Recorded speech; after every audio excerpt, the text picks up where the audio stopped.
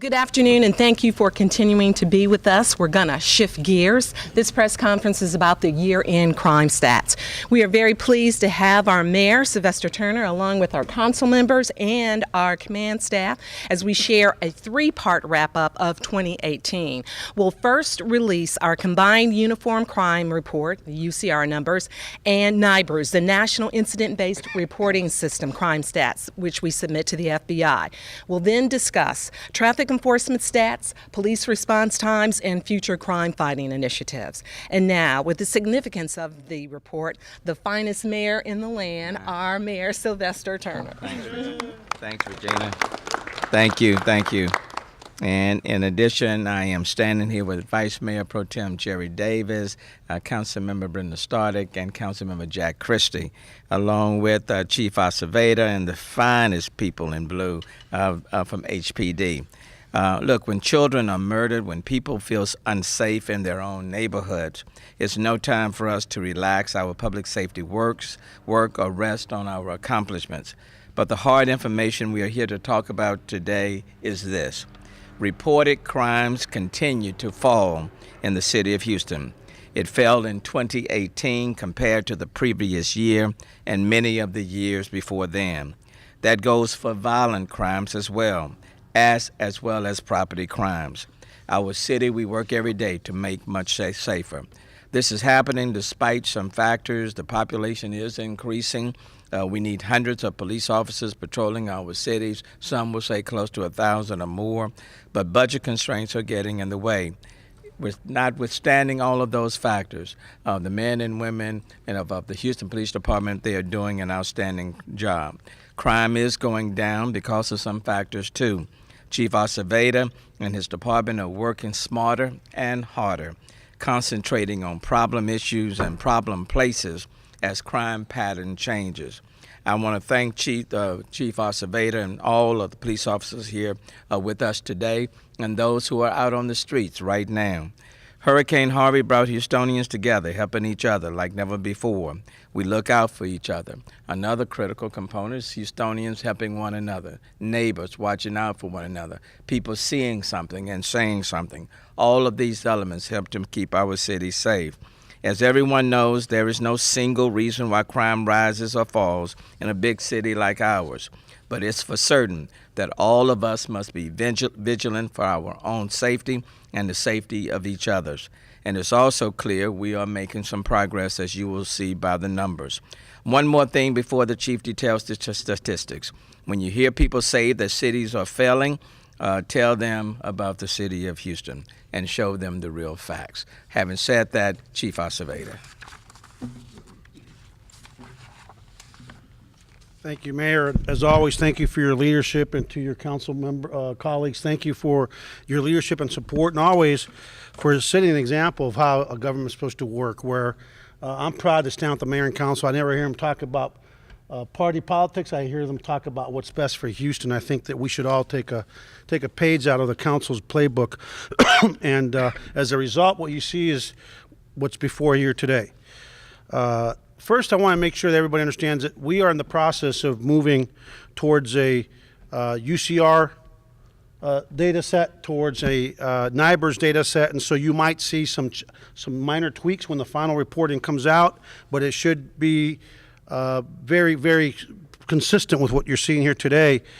We believe that by going towards the NIBRS, National Incident-Based Reporting System, that we'll have a better idea of exactly what types of crime are happening in our city and what the statistics mean to me, to my neighborhood, to my lifestyle, to my choices, and to what I do as a member or as a person living, working, or visiting the city of Houston.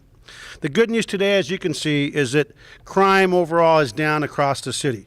I'm proud of the fact that you see this command staff up here standing with us and the men and women that we lead, that despite being hundreds of officers short and despite serving in a city that, thank God, this mayor and this council were able to take on pension reform, because as tight as it is, without their political courage last year, we would be in a really tight spot this year and in worse condition. But despite that, we saw a 10.4% decrease in violent crime, which is huge. Think about that. 10.4% fewer Houstonians were subjected to the scourge of violence in America's fourth largest city. And that's despite, again, our resources. Let me talk about real quick the 7 UCR categories, crime categories you see up there. 5 showed decreases, and in the violent crime, the only increase was actually in homicides. Now, it's important because we know that once you lose a life, there's no coming back. You don't get a second chance at living when your life is taken. I want to let the community know that the driver of, and the largest factors in homicides in our city are twofold. One, 37% of the crime either has a gang violence or a family violence nexus. That's 103 of those murders were either gangs or family violence. And so I think that speaks as to what we need to be focusing on in the coming year. And I can tell you that in the next couple of weeks, it's been kind of delayed because of the government shutdown at the federal level, but we'll be talking about new strategies with our federal partners on how we're going to continue to combat the scourge of violent crime. The 2 most high-profile violent crimes outside of those areas I think we need to be really happy about is our robberies. Robberies are truly a crime that is a stranger-on-stranger type crime and really tells a story and is telling of what's happening in a city. Our robberies in the city of Houston were down for the 4th straight year. We experienced a 10.1% drop in robberies in the city of Houston, which equates to 1,000 fewer robbery victims. Think about that for a minute. 1,000 people that didn't have a gun placed at their head or in their face or a knife or a bat or some other form of force to rob them. Our reported rapes, sexual assaults, again, that frequently can be stranger on stranger, dropped by 5.5%. And our aggravated assaults decreased by 11.3% with over 1,600 fewer victims. Let me just say about the 10 additional murders we saw last year. Out of that, about 20% were really involving domestic violence, and domestic violence homicides went up by about 38% for the year compared to the year before.